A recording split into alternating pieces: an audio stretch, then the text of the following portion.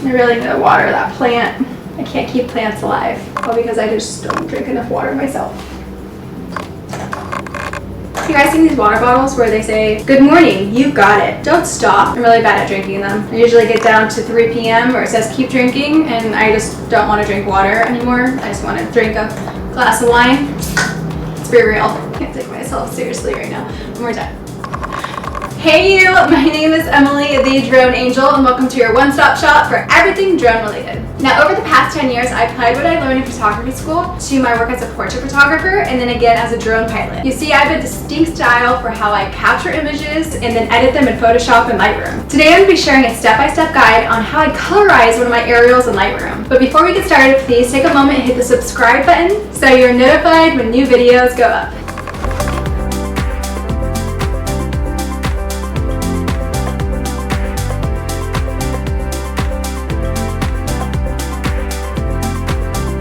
I just want to give a quick shout out to everyone that commented on my recent Instagram posts. I asked you guys which photo should I colorize in Lightroom, and you chose this one.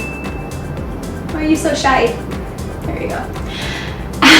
After stitching together a vertical panel in Photoshop, I like to get rid of distracting elements within the setting. Then I take the image and I bring it into Lightroom because I really want to add color and light to the image to really make it pop. Top down, 45-degree angle, it doesn't matter the point of view. I like to view an image as a puzzle. I work on each part of it separate from the rest and then piece together the completed image. I assess the direction of the light and I add edits that will enhance the overall aesthetic of the image. So I just imported this vertical panel in Lightroom, and the first thing I like to do is apply a preset. Presets are files that allow Lightroom to apply pre-developed settings to an image. To me, these are just great starting points for when I'm editing an image. With a single click of a button, you can apply a certain style to your photos. So I created some presets based on different types of settings that I consistently capture. In this case, I'm going to use my custom aviator preset since it's not too dramatic and it immediately brightens up the image. After clicking on the preset, I make some basic edits to the image. I'll bring the contrast up a bit and blacks down slightly to balance the shadows and highlights and show off the tonalities of the image. I want to work on different layers of the image before I return and play around with the sliders. Now I want to work on this top layer of water before focusing on other parts of the image. First, I'm going to click this graduated filter tool and slide it down so that it only edits the top part of the image. Then I'll click on a color and I'll select a light blue so that it kind of looks realistic, but at the same time it creates this nice pop of crystal blue. You can see that when I dragged this graduated filter down, some of that blue trickled onto the wet sand. Now we don't want blue wet sand. I want to erase some of that blue, so I'll click on brush and then click erase, and then I'll erase that blue that overlaps that wet sand. I'm just going to do that right now. I'm speeding it up a little bit, but you can see how I just brush away that blue from the sand. Whenever I'm editing an image in Lightroom, I like to just see how it looks like before and after throughout the process of editing it. So you can see here, when I take away this layer, this is the before and then here's the after. Now I want to add my signature style of adding color and light to the waves. Next, I'm going to click on the adjustment brush and select a color. I'll probably pick a color that's like a light yellow or close to a white. And I want to add some color and light to the waves. Now with an adjustment brush, I'm able to hyperfocus on one part of the image, similar to the graduated filter tool. So I'll raise the exposure a little bit. I zoom in really close to the image. And then I like to decrease the size of the brush a little bit. And I just brush in light and color into the wave. You can play around with the exposure a little bit, just find that sweet spot of color and light. I'm going to raise the whites a little bit.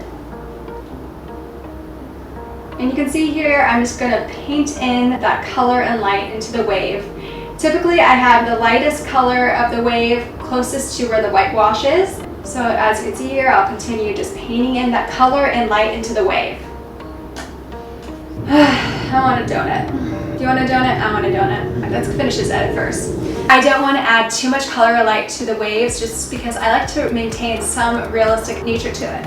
When I get to the top of the water, I add a new adjustment brush and I pick a completely different color, maybe like a light blue or close to a green. I'm going to raise the exposure slightly for this brush And then I'm going to paint this greenish blue into the top of the water, almost like I'm creating a gradient. Before I move on, I'm going to click on the dehaze slider and move it up slightly. If I'm editing a top-down in Lightroom, sometimes I just like to flip the image upside down and get a whole different perspective of how I can edit it. Now I'm going to focus on the sand a bit. First, I'll click on the adjustment brush, and I'll double click on effect to refresh those sliders. I'm going to raise the exposure of the brush slightly, and I'm going to add this slightly overexposed brush into the sand so that the sand appears slightly white. You will notice here that when I raised the exposure of that brush, I didn't exactly color within the lines. Some of the exposure hit the wet sand, so I want to erase that. So I'm going to click on Edit, then Erase, and I'm going to go back and erase the brush strokes that hit the wet part of the sand.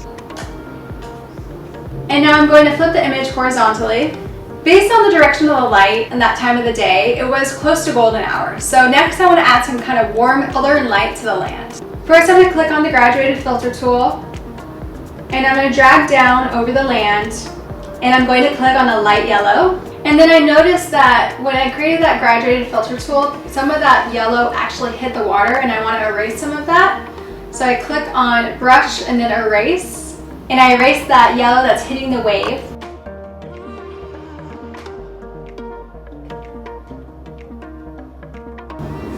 How now, brown cow, how now. I'm going to shift my focus to the land a bit and kind of add some pop of color to the basketball court. So to do this, first I'm going to click on the graduated filter tool. And then I'm going to select on the hue slider red. Now what I really love about these sliders is you can really make the colors pop a bit here and hyper focus on one particular color in the image. And I'm going to raise the saturation a little bit. You can see how it affects the court color. Maybe I'll change the luminance just slightly, make it pop a little bit. And I really want to change the color of the palm trees. Now when I click on green and play around with the green, you can see how it doesn't really affect the green of the palm trees. What other color do you see in the palm trees? I see some yellow, so I'm going to click on the yellow slider, and I'm going to change the luminance of the yellow a little bit and definitely change the hue of the yellow so that it's more of a green, but I don't want to overdo it. I want the edits to add to the aesthetic of the image, not take away from it. Now I'm going to zoom in slightly and really get a sense of what kind of green I want for those palm trees. Next, I want to correct some of the blues that I see within this image. Now I know they're hard to see, but they are there. You can see them within the shadows on the land and then a little bit in the whitewash of the water. So what I'm going to do is add an adjustment brush, double click on effect to refresh the sliders, bring down the saturation slightly, and I'll just go around on the land and brush away the blues so I can see in the shadows.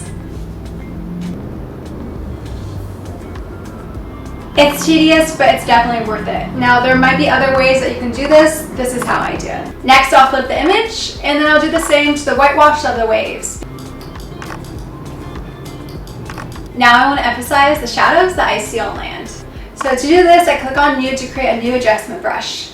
Then double click on Effect to refresh the sliders and bring down the exposure slightly. I'll play around with the size of the brush a little bit, and then I'll just brush in that darker exposure to the shadows. Again, this is tedious, but you will see the difference it makes when you do it.